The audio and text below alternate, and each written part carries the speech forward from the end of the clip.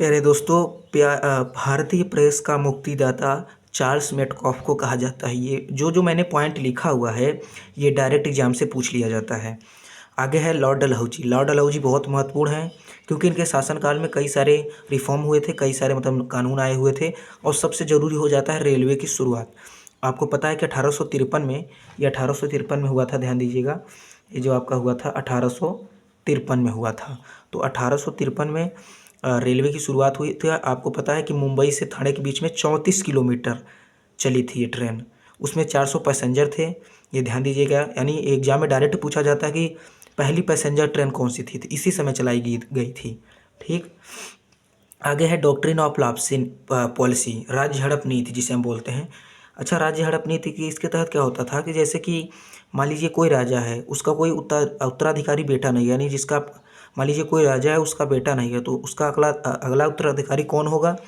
तो अंग्रेज़ों ने ये नीति लाई थी कि जिसका अगर बेटा नहीं है तो उसके राज्य को हम हड़प लेंगे। तो इसी को कहते हैं हम डॉक्ट्रिन ऑफ लैप्से पॉलिसी। अगला है पीडब्ल्यूडी। पीडब्ल्यूडी मतलब होता है पब्लिक वर्क डिपार्टमेंट की शुरुआत की गई। शिक्षा संबंधी सुधार किए गए जिसे हम कहते हैं बुडिस डिस्पैच। डाक सेवा की शुरुआत की गई। ये आता है एग्जाम में कि डाक सेवा की शुरुआत किसके समय हुई थी, तो लॉर्ड डलहौजी के समय हुई थी। अब लॉर्ड कैनिंग। लॉर्ड कैनिंग भी बहुत महत्वपूर्ण हो जाते हैं क्योंकि इन्हीं के समय जो है 1857 की जो क्रांति है ये हुई थी, तो रिवोल्ट ऑफ 1857। इसके तहत अच्छा एक बात और हुई थी कि ये जो गवर्नमेंट ऑफ इंडिया एक्ट है, GOI, government of India act, जिसे हम कहते हैं भारतीय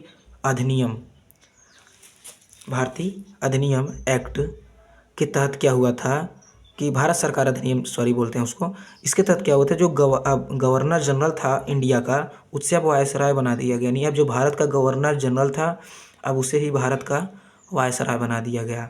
तो यानी एग्जाम में आता है कि भारत का पहला वायसराय कौन था, तो ये था लॉर्ड कैनिंग था।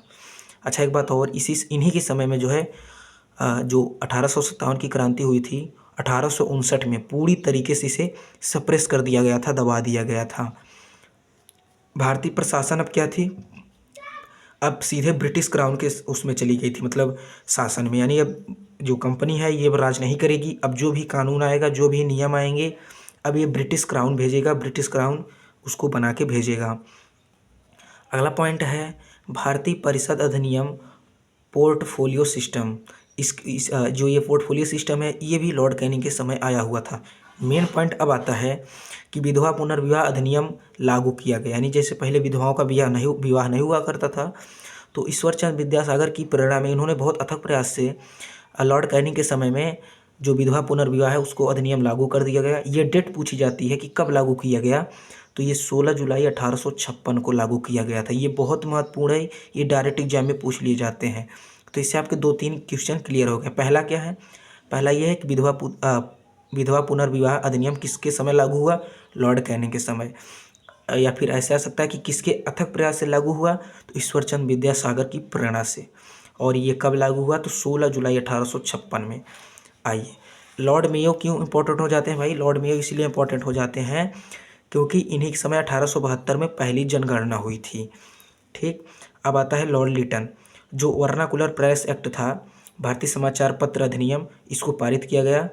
ठीक, आगे है लॉर्ड रिपन। और लॉर्ड रिपन के लिए इसलिए जाना जाता है क्योंकि इन्हीं के बाद से जो 1881 की नियमित जनगणना, यानी उसी समय से जनगणना हर साल 81, 91 ऐसे होने लगी ना, जैसे कि 2001 में हुआ, फिर 2011 में। तो 1881 में जो दूसरी जनगणना थी ये लॉर्ड रिपन के शासनकाल में हुई थी।